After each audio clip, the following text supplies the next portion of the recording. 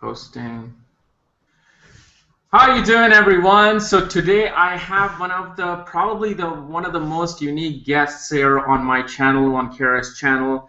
He is one of the most genius people that you will come across regarding the subject that we all love, Vedic astrology, and especially the term Vedic astrology was actually brought forth by this guru here, who brought the idea of the Vedic knowledge of Vedas, Atraveda, Jyotish, Bhagavad Gita, everything to the Western world. So today I have the honor of welcoming Mr. James T. Braha. I hope I'm pronouncing that right. Welcome, sir, to Yes, Kara's channel. thank you. Well, this is really an honor to meet the man who actually created the term that I've been using all my life. So this is an honor, and I wanted to know how is it that you were introduced to this Vedic knowledge, Vedic astrology, and all the Eastern Yeah. knowledge? Well, I started meditation when I was about 19 or 20 years old, Mm-hmm. and when I was about 27 or 28, I found out about astrology, Western astrology, and I went and had a reading, and I was really, really impressed by how accurate it was. And I began studying Western astrology, which I did for maybe 2 or 3 years, and then my father passed away, and I was pretty depressed, and I had always wanted to go to India because I had a background in meditation. I had an Indian guru. I'd been pursuing that for 10 years. And when I went to India, people said, "Are you going to learn the Hindu astrology?" And I said, "Well, if it's possible, I will," because I had heard how wonderful it was, that it's a little bit more predictive than the Western system. I had heard much about it. I was very impressed by it. But I couldn't learn from the Hindu books. I didn't, I couldn't follow the way they were writing them, and most of the Westerners couldn't because of the way they're written. Yeah. They're written more in an Eastern fashion, and so I said, well, if it's possible to learn the Hindu system, I will. So what I did was I brought about 25 or 30 horoscopes with me of people that I knew very well, relatives, people like that, and I went around India. And the very first reading that I had, I think it was in Benares, and the man said, "You're going to write some books." And I said, "What?" I was shocked. I was 30 years old. I had never written before. He said, "You're Yeah. definitely going to write some books."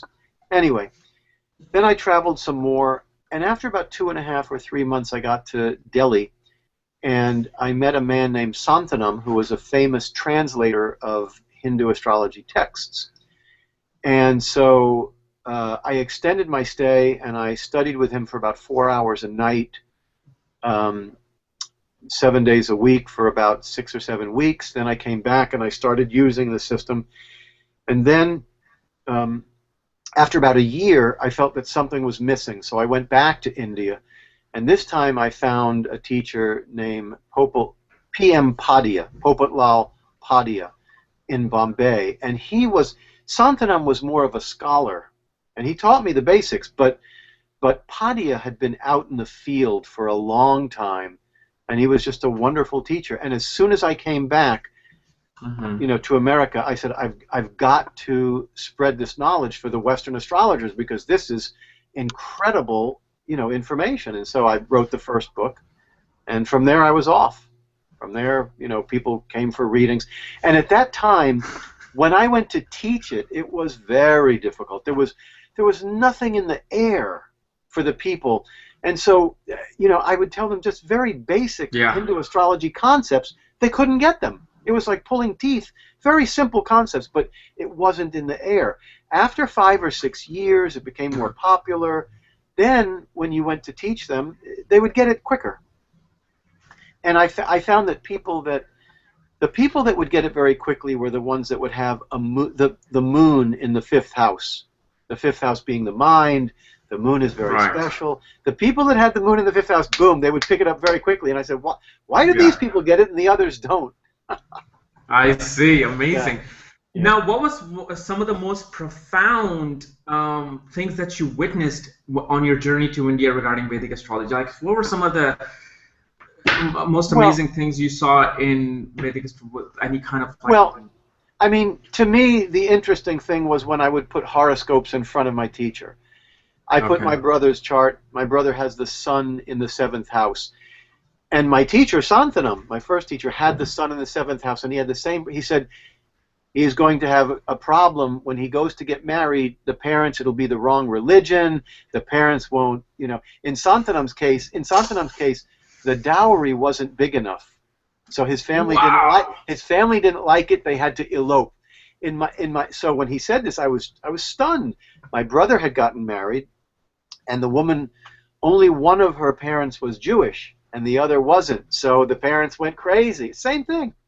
So it was things like that. Another time, just some of the things that stick out are so strange.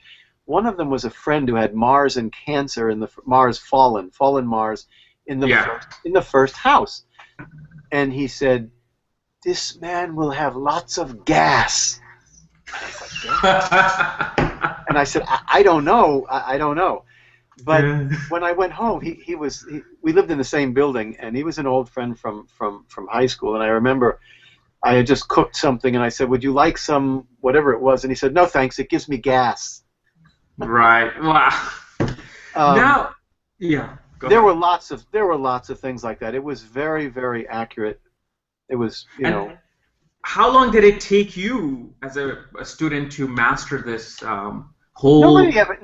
I don't know that anybody ever mastered masters it? Yeah. it's very, very. I'm still learning.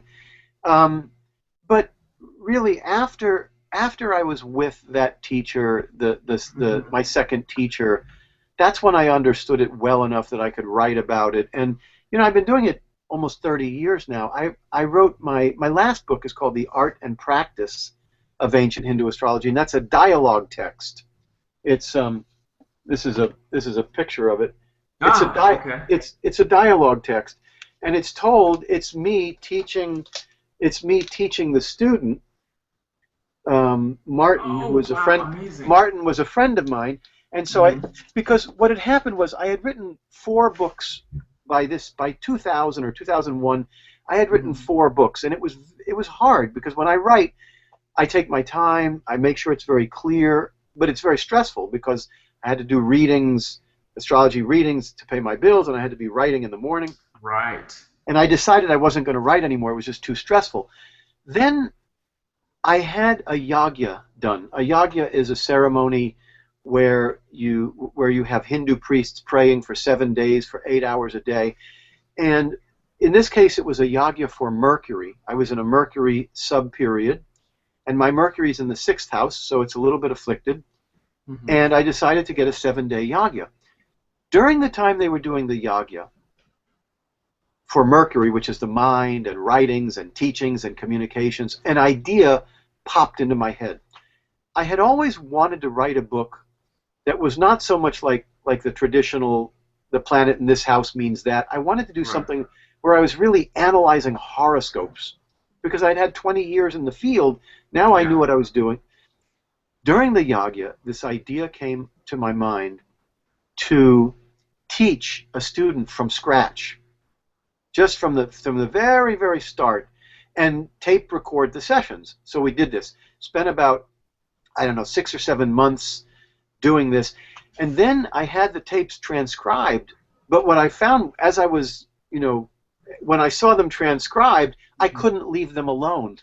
I couldn't. Wow. So I wound up writing the book anyway. But when you read the book, it's like having a teacher there in front of you. Every question that you might want to ask is in that book, because as I was going through it, I put every question that I knew that people would want to know, and I would put it in, and then I would answer it. Put it in. Are these available on Amazon for people to buy, or where can they buy? Amazon. Okay. Yeah. And if you go to jamesbraha.com and you click on books, you'll see all my books. But the one to get, The Ancient Hindu is a great book, but I had only been doing astrology 5 years then. This one is 20 years in the field, and I get so many people that tell me I had been doing it for, studying it for years, but I couldn't really do it professionally. After they get this book, they suddenly can make the leap. Right. And did you wanted to do this from scratch with a student because you wanted to see if somebody who has no idea about astrology can grasp the roots of astrology with your book? Yeah, it was somewhat like that, but I mean, I definitely wanted to start from the top, Hmm. to really try to answer everything, because the difficulty with astrology is that there are so many factors. Yes. The first house may have a wonderful planet in the house, but the ruler of the house may be terribly Houses. afflicted. Yeah. So what do you do? So there's one section where I go over, what's the order of importance. Like a planet, when it's in its own sign or exalted, is wonderful. But Hmm. in my experience, I would rather have a planet that is aspected by Jupiter or Venus very tightly. Even that is, you know, and then also, there's a lot of things in Hindu astrology that, or in any astrology, where the books will tell you how it works. But then when you go to do it, sometimes it works, sometimes it Yeah. doesn't. Doesn't. I Yeah. have a whole section on Nietzsche Bhanga Raja Yoga, which is when a planet is fallen, Yeah. and then but it's supposed to be that the fall is mitigated or canceled, and it's, well, Cancelled. Yeah. sometimes that works, but a lot of times it doesn't. Sometimes it doesn't. Yeah. Yes. So that's what I try to address in that book. That's the reason why people, after reading it, even though they've been studying for years and they couldn't do the charts, after they read this, they can suddenly do it. I had Uh-huh. I had one friend who told me, he said, James, and this was a professional astrologer. Every astrologer, no matter how experienced, will hit upon charts that are really difficult. He said, Hmm. when I would get a chart that I was doing where I would get confused, he said, I would open that book to any place in that book and read a couple of pages, close it, and be able to do the chart. Because Wow. it addresses what to do when there's 10 different things going on. So, Yeah. you know, Wow. and I'm so Wow. glad for that yagya that I did, because I never would have written that book. It You know, took. I'm gonna be the first in line after this interview to buy that book. I I'm tell you telling what. you. I tell you what. When we're done, you give me your address, and I'll send you a free one, Oh my God! Thank you so much. and I'll Wow, this sign is it. this. Thank you, thank you. Now, one of the most important things in Vedic astrology, particularly, is the Varga charts, divisional charts. Yes. In your expert opinion, how important are charts like Nemansha, Saptamsha, Dasamsha, and how do you actually use it? What is Oh, the way? What do you? I am so glad that you asked that question, Yeah. because, and here's the reason why. Many people in this field, particularly in the West, not so much in the East, but in the West, many Vedic astrologers, Hindu astrologers, they take it like it's a religion. I don't do that. I only use what works. If it doesn't work, Works. I don't use it. For 30 years, I've been using divisional charts, and the only way that I can get them to work is not by using the chart as a whole. Okay? There's two charts that I use mainly: the Dasamsha, which is the career, Hmm. and the Navamsha, which is marriage. Now, the way I use them, which is the only way I can make them work, I would use the whole chart if it worked, but they don't work for me. When I look at the marriage chart and I look only at the seventh house, that's going to give me the accurate information. And I look a little bit at the first house, but mainly at the seventh and a little at the first, and that's it. I don't use the aspects in those charts. So if the ruler of the seventh is in the ninth, Hmm. seventh is marriage, ninth is religion, philosophy, foreign countries. 9 times out of 10, the marriage partner will be either from a foreign country, or they'll be religious and philosophical. Either one. If the ruler of the 10th house in the Dasamsha, in the career chart, if the ruler of the 10th is in the third, they're likely to be in computers or the arts. If the ruler of the 10th is in the eighth, they're going to have problems in their career unless they do an astrology career. Now, all that being said, you cannot use divisional charts unless you know the birth time for real. Even Yes. if even if they wrote down the birth time, they could have been working on the child coming out, and a minute or two later looked at the chart. So I mean, looked at the clock, or they may be 5 minutes off.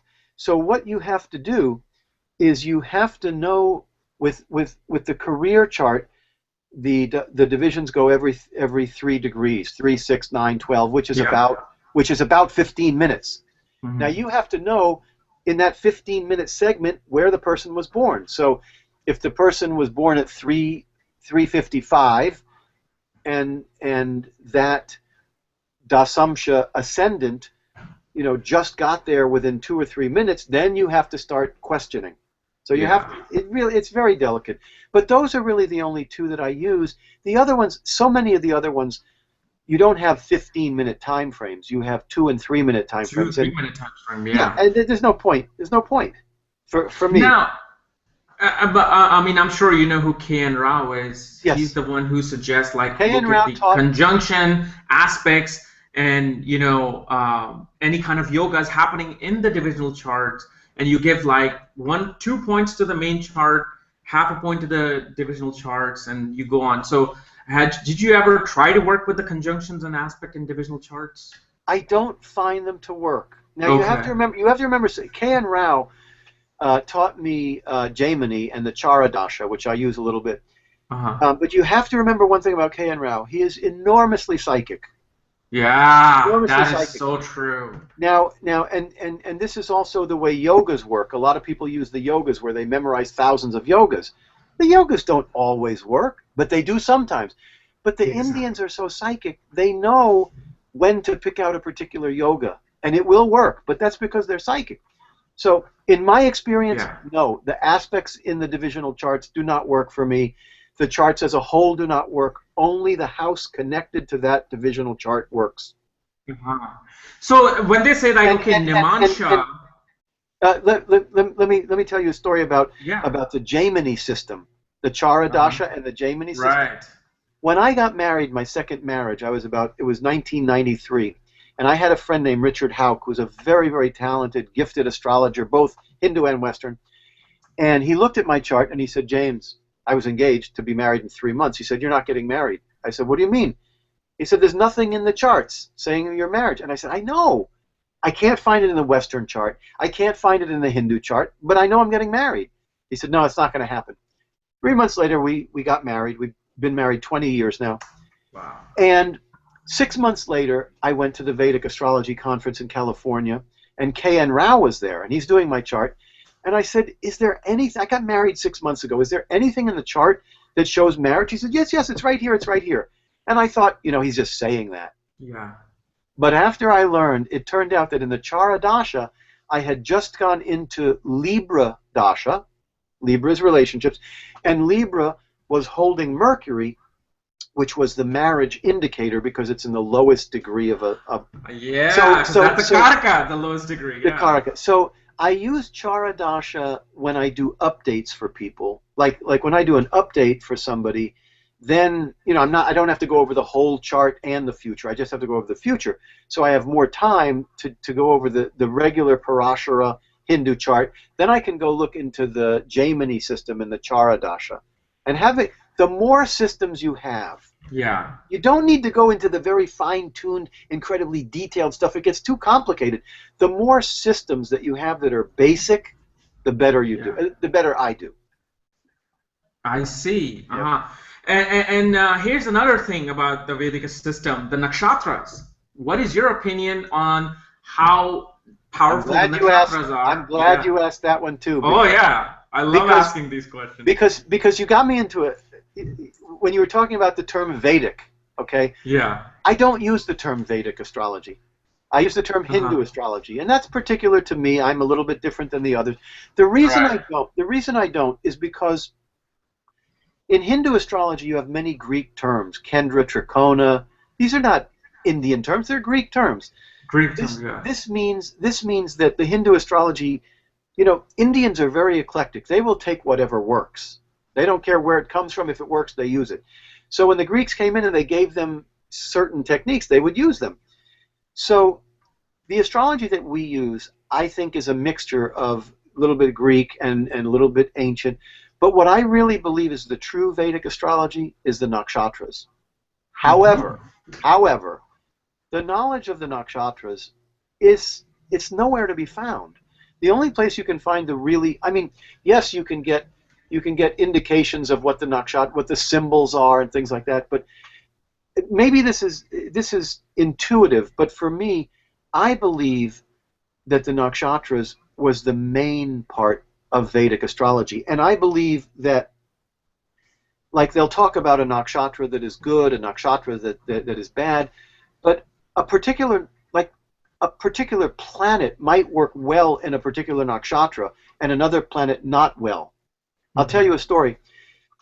I was using the traditional Parashara system for about 5 or 6 years. I kept finding that sometimes when people had the moon in its own sign in Cancer, or they had Jupiter exalted in Cancer, occasionally, often, fairly often, not all the time, but fairly often, they would have bad results.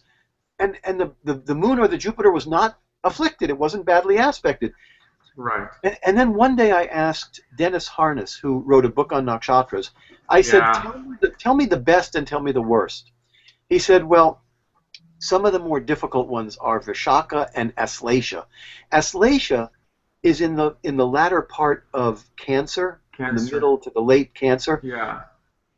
And I said, bingo. That's the reason those people that had Moon in Cancer and Jupiter in Cancer, if it was in Aslesha, they weren't doing well. I saw a man who had Mars in its own sign in Scorpio in Vishaka. He had terrible health problems, blood problems. This is Mars. Mars was strong in its own sign, not afflicted, but in that nakshatra was doing poorly. So, yeah, no, I've seen that too. Like in the Aradhara nakshatra, if any planet, especially malefic planet, goes into Aradhara nakshatra, I've seen actually some criminals. I've done horoscopes of some criminals and looked at that. Like Aradhara nakshatra was the main reason why it landed them into jail, because it's a very chaotic nakshatra. It's like the storm coming down. So yeah, I see that. So I mean, but how do you use it in terms of when you're looking at a chart? What is it? And how did you actually find the knowledge of seeing different planets meaning in different nakshatras? And how important are planets besides the moon? Well, we have to back up a little bit here. Okay. I only use them a little bit because I don't know where are you going to get the knowledge. You're going to have to discover it yourself until you can find someone.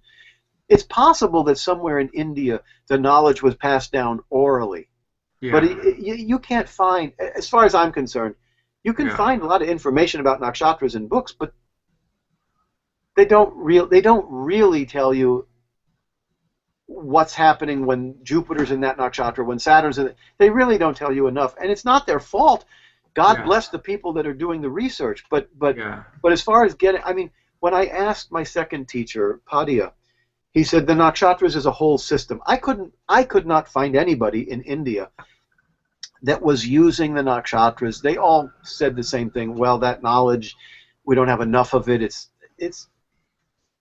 Well, I mean, like one thing that I found out is, especially even through my uncle, who's an astrologer for 40 years now, that when you go through Mahadasha of a planet, and whatever nakshatra it's sitting in, the lord of that nakshatra, it'll start acting like that nakshatra. Yes.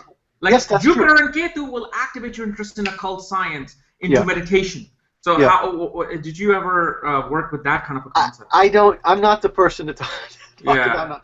I tell you what, if I see a person having a planet that's in Ashwini or Purnavasu or Pushyami or something like that, I know it's going to do pretty well. If I see a planet in Aridra, Aslesha, Vishaka, Jeshta, Mula, I know they're going to have trouble. That's the way I use them. Exactly. I don't use them extensively. There's not enough.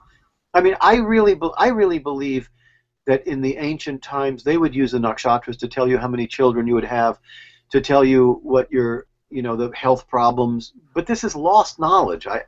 And this is purely my intuition. That's my feeling about it.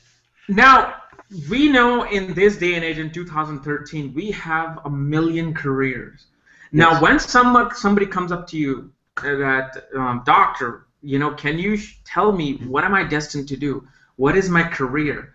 What do you look in a chart to see? Okay, I'm meant to do this.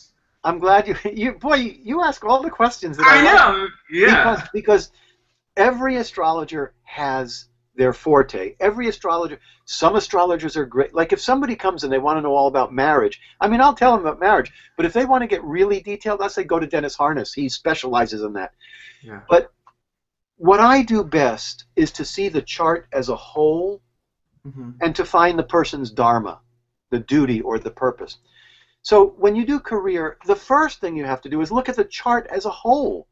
If the person is totally spiritual and medicine is indicated, I don't tell them to go become a Western doctor. I say Yeah. go into acupuncture, go into Ayurveda. So you have to look that way. But first you look at the whole chart to see who the person is. Then you're looking at the 10th house, the career. Where is the career ruler? Okay? What planets aspect the career house? And then once you do everything that you can do from the career house in the chart, which is the 10th house, and once you see who the person is, you know, who they are, I mean, from the chart as a whole, all of that goes into it. And then the aspects, if a person has a sun Venus, they're going to be artistically, you know, or Mercury Venus, it's the typical aspect of an artist, Yeah. or Yeah. Mars Saturn. Mars Saturn is the typical aspect of architects, engineers. Mars Mercury, the typical aspect of lawyers. But then, Yeah. so those are just particular aspects that tell what a person might be good at. Then you have the 10th house, the aspects to the 10th house, the ruler of the 10th in a sign, and if you have the ruler of the 12th in any way connected to the 10th house, you're going to have numerous careers. If the ruler of the 10th is in the 12th, numerous careers, confusion with career. Ruler of 12 aspecting the 10th, I have Mars aspects my 10th house. Mhm. My astrologer, I was 33 when I hit my second astrologer. He looked at the chart, he said, "You have had many different careers." I said, "Yes." He said, "You'll have many more after this," just by having the ruler of the 12th aspecting the 10th house. Yeah. Then I have to go to the Dasamsha chart, but in the Dasamsha, only the planet in the 10th house, what that planet rules, what house that planet rules, and the ruler of the 10th house and where that is. So there's lots of different things, but if a person has the 12th house and the 10th house connected in any way in the Dasamsha or the natal, they're going to have numerous careers. And those are the people that are going to come to me and say, "What's my dharma?" You know? But that is something that I specialize in. That's something that I love. And the funny thing is, to me, it felt like God played a trick on me when my son was born, because he has the most conflicting 10th house that you can imagine. Wow. And in the Western chart, he has exalted sun in Aries, conjunct Jupiter, right on the midheaven, which is the most successful leadership career you can have. But then in the Hindu chart, he has Mars aspecting the 10th house. It's an Aries 10th house. Saturn in the 10th in Aries, aspected by Mars, and it's very complicated. But you can, and he's got Nietzsche Bhanga Raja Yoga. So, you know, ultimately, he'll have a third house career, because in the Dasamsha, the 10th ruler is Jupiter. It sits in the third house in Taurus. This is either the arts or it's computers. Now, he loves computers and he wants to do computers as a living, but meanwhile, he plays the saxophone, he plays the flute. Well, he plays 3 different kinds of saxophones. Right. The tenor sax, the soprano sax. He plays 3 saxophones, flute, bassoon, and now he's taking up the bass guitar. So he loves music, but those are from the Dasamsha, you know, 10th ruler in the 3rd. But then in the natal chart, you can see lots of different careers from that Saturn in the 10th, in Aries. Now, along with career, many people have questions like, well, do I have Dhan Yoga? Am I going to be a millionaire? And you know, out of like the 7 billion people, literally, I would say half of that population does have a Dhan Yoga occurring in some way, shape, or form. What have you learned in terms of... First of all, I'm not that big on yogas, not because they don't work, but just because there's 2 different kinds of astrologers. There's the astrologers that focus on the fundamentals, and then the yogas. I use some yogas. Lakshmi Yoga. Lakshmi Yoga is good for wealth, but I use mainly the fundamentals. I had a man call me up once, and this man wanted to have money so badly, and he told me that he had seen many millionaires who have the charts that have Jupiter-Saturn aspects in their chart. I thought, Jupiter-Saturn? The conjunction or the opposition? I said, what the hell is he talking about? And so he shows me the charts of these millionaires and billionaires. The common denominator that I saw in those, and the common denominator that I use, is any connection between the 2nd and the 11th. The 2nd house is money that you earn. The 11th house is money from side ventures and large sums of money. So if you go looking at the charts of billionaires, the ruler of the second will be in the 11th. The ruler of the 11th will be in the second. Or there'll be mutually aspected. Parivartana yoga. Yeah. Or they'll have the ruler of 2 and 11 sitting conjunct in the 9th or the 5th. So that's very, very big for me for money. More than anything, it's the 2nd and the 11th having those. Yeah. I have always said that too. Yeah. Now, one other thing. Richard Houck once called me up. He used to do the charts of people that won million-dollar lotteries. And so he sent me the charts. He was doing Western astrology at the time. He'd just gotten into the Hindu. And he said, look at these from the Hindu point of view. Where's the money coming from? And I looked, and honestly, these were people that won millions of dollars in lotteries. And their charts weren't particularly good for money. They were okay. They were good, but they weren't great. But he also sent me the charts of the spouses, the marriage partner of the person that would win. Every single one of those lottery winners had a spouse that had an 8th house that was magnificent. The 8th house is longevity, psychic ability, but it's also the money that you get from partners. Yeah. So I'll tell you a story.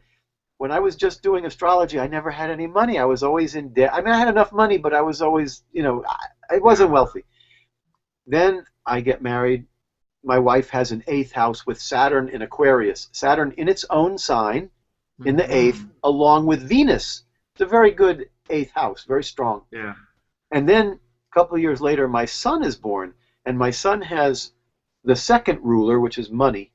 It's a Cancer ascendant, so the sun is ruling the 2nd house. The sun is the father. The sun is sitting in the 9th house in Pisces. Oh, man. In Pisces, conjunct with Jupiter. Oh, so, aren't you lucky? So her chart is indicating that she gets a partner with money. My son has a chart that indicates his father makes money.